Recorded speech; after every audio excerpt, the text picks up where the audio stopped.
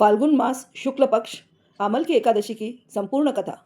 एक वैदिक नामक नगर था। उस नगर में ब्राह्मण, वैश्य, क्षत्रिय, शूद्र चारों वर्ण आनंद पूर्वक रहते थे। नगर में सदैव वेद ध्वनि गूंजती रहती थी।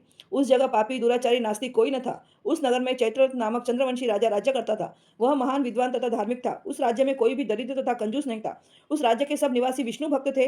वहां के निवासी प्रत्येक एकादशी का व्रत करते थे। कई मास व्यतीत होने पर फाल्गुन मास के शुक्ल पक्ष की अमल की नामक एकादशी आई। उस दिन राजा ने प्रजा से वृद्ध से बालक तक सबने हर्ष सहित उस एकादशी का व्रत किया। राजा अपनी प्रजा के साथ मंदिर में आकर कुंभ स्थापित करके तथा धूप दीप नैवेद्य पंचरत्न क्षत्र आदि से धात्री का पूजन करने लगा। हे धात्री, तुम ब्रह्म स्वरूप हो, तुम ब्रह्मा जी द्वारा उत्पन्न हो और समस्त पापों को नष्ट करने वाली हो। तुमको मेरा नमस्कार है। अब तुम मेरा अर्थ सुनकर करो कि तुम श्री रामचंद्र जी के द्वारा सम्मानित हो। मैं आपकी प्रार्थना करता हूँ, मेरे समस्त पापों का हरण करो।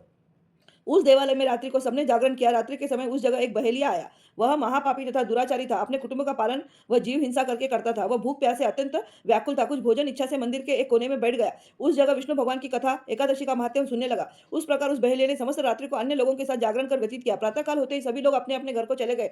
इसी प्रकार वह बहेलिया भी अपने घर चला गया और भोजन किया। कुछ समय बीतने पर पश्चात उस बहेलिया की मृत्यु हो गई और अमल एकादशी के व्रत तथा जागरण के प्रभाव से उसका एक राजा के यहाँ जन्म लिया। उसका नाम बसुरथ रखा गया था। बड़ा होने पर वह चतुरंगिनी सेना सहित तथा धन धान्य से युक्त होकर 10 सहस्त्र ग्रामों का पालन करने लगा। वह तेज में सूर्य के समान, कांति में चंद्रमा के समान, वीरता में विष्णु भगवान के समान और क्षमा में पृथ्वी के समान था। वह अत्यंत धार्मिक, सत्यवादी, कर्म वीर और विष्णु भक्त था। वह प्रजा का समान भाव से पालन करता था। वह सदैव यज्ञ किया करता था। दान देना उसका नित्य का कर्तव्य था। एक दिन उस राज्य का राजा शिकार खेलने के लिए गया। देवयोग से वन में वह रास्ता भूल गया और दिशा ज्ञान न होने के कारण उसी वन में एक वृक्ष के नीचे सो गया। उसी समय एक पहाड़ी डाकू वहां आए और राजा को अकेला देखकर उस पर मारो मारो का शब्द करके टूट पड़े। वह डाकू कहने लगे कि इस दुष्ट राजा ने हमारे पिता के पुत्र और प्राप्ति संबंधियों को मारा है तथा देश से निकाल दिया है, अतः इसे अब अवश्य मारना चाहिए। ऐसा कहकर वह डाकू राजा को मारने लगा और उस अस्त्र शस्त्र का प्रहार करने लगा। उनके अस्त्र शस्त्र राजा के शरीर पर गिरते ही नष्ट हो जाते थे और राजा के पुष्पों के समान प्रतीत होते थे। उन डाकुओं को अस्त्र शस्त्र उन पर उल्टा प्रहार करने लगे, जिससे वह मूर्छित हो गए। उस समय राजा के शरीर से एक दिव्य देवी प्रकट हुई। वह देवी अत्यंत सुंदर थी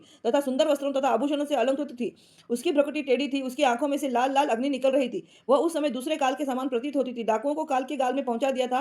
राजा जगा तब इन डाकुओं को मरा हुआ देखकर सोचने लगा कि इन शत्रुओं को किसने मारा है, इस वन में कौन हितैषी रहता है। जब वह राजा ऐसा विचार कर रहा था तभी आकाशवाणी हुई, हे राजन, इस संसार में विष्णु भगवान के अतिरिक्त तेरी कौन रक्षा कर सकता है। इस आकाशवाणी को सुनकर राजा अपने नगर को वापिस आ गया और सुखपूर्वक राज करने लगा। महर्षि वशिष्ठ जी बोले, हे राजन, यह सब अमल की एकादशी के व्रत का प्रभाव था। जो मनुष्य अमल को एकादशी का व्रत करते हैं वे प्रत्येक कार्य में सफल होते हैं और अंत में विष्णु लोक को जाते हैं।